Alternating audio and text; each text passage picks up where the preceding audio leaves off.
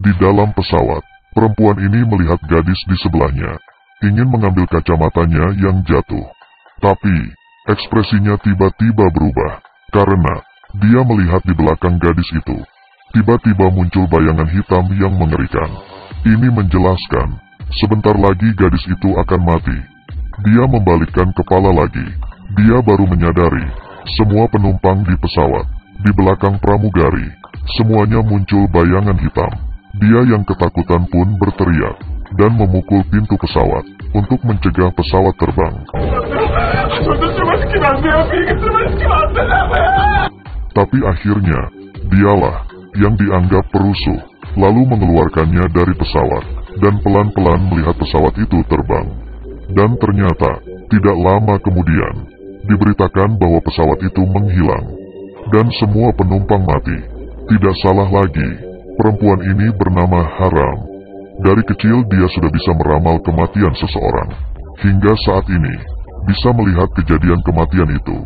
Tetapi kemampuan melihatnya itu, tidak ada gunanya sama sekali. Karena orang lain tidak ada yang percaya dengan kata-katanya. Bahkan malah dia yang disangka sebagai orang aneh. Sangat cepat, Haram ditangkap dan dibawa ke kantor polisi. Polisi mencurigai dia ada hubungannya dengan hilangnya pesawat. Tanpa pilihan apapun, Haram hanya bisa mengatakan kemampuannya. Tetapi polisi sama sekali tidak percaya. Di saat itu, seorang wanita berlari datang, dan tidak hati-hati menabrak Haram. Di saat itu, Haram melihat, tidak lama kemudian, perempuan itu akan dikurung di dalam kulkas. Tetapi, polisi mengira dia sedang mengatakan omong kosong. Hal ini dilihat oleh polisi yang bernama Mogang. Dia tidak sama dengan yang lain. Kemampuannya si Haram, menurutnya itu sangat menarik. Keesokannya, penyebab pesawat hilang itu telah ditemukan, yaitu karena adanya kerusakan pada pesawat. Haram pun akhirnya dilepas. Perjalanan pulang ke rumah, seorang pria sedang berdiri di atas jembatan. Haram pun mengatakan, orang itu akan segera mati. Tapi Mogang tahu, orang ini selalu datang dan pergi di jembatan ini. Sudah ribut selama 2 tahun. Tiap kali hanya menakut-nakuti saja. Dia mengatakan pria itu tidak akan lompat. Tapi dia salah. Kali ini, pria itu beneran lompat ke bawah. Mogang pun akhirnya percaya dengan perkataan Haram. Dia memutuskan untuk menemui Haram. Menggunakan kemampuan melihatnya, mengubah nasib manusia.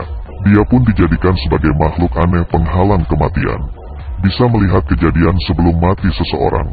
Di dalam restoran, Haram mencegat mantannya. Selama 3 menit baru pergi. Tapi malah diperlakukan seperti belit oleh mantannya. Dan ternyata, baru keluar. Iya benar, dari awal tidak ada yang percaya dengan kata-katanya. Tapi akhirnya, Mogang percaya. Jadi, Haram memutuskan, menggunakan kemampuan khususnya untuk menolong orang. Dia melepaskan kacamata, memotong poni, berjalan di jalan untuk mencari target. Dengan cepat, dia sudah melihat seorang wanita yang akan mati. Tetapi wanita ini mati karena penyakit. Jadi dia tidak bisa menolong. Selanjutnya, dia melihat lagi seorang pria akan disandera di dalam mal dan terkena tembakan. Dia dengan cepat mengikutinya, memperingati si pria, jangan pergi ke mal, kalau tidak akan terjadi hal yang buruk. Tetapi pria itu tidak percaya. Haram hanya bisa memikirkan cara lain. Dia mengeluarkan 100.000, ingin pria itu untuk tunggu di dalam kafe. Jangan kemana-mana, tapi pria itu malah tidak mau.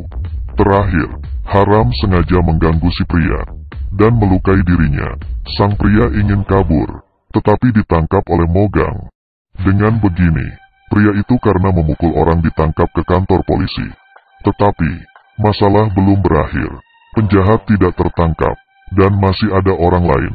Haram berdasarkan bayangan yang dilihatnya, menemukan tempat dan waktu kejadian, dan wanita yang mencurigakan di keramaian.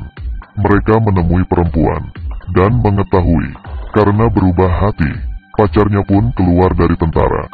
Jadi kemungkinan saja penjahat itu adalah pacarnya. Kemudian, mereka menyuruh sang perempuan untuk mengajak ketemuan pacarnya. Lalu tunggu dan lihat, sang pacar pun ditangkap.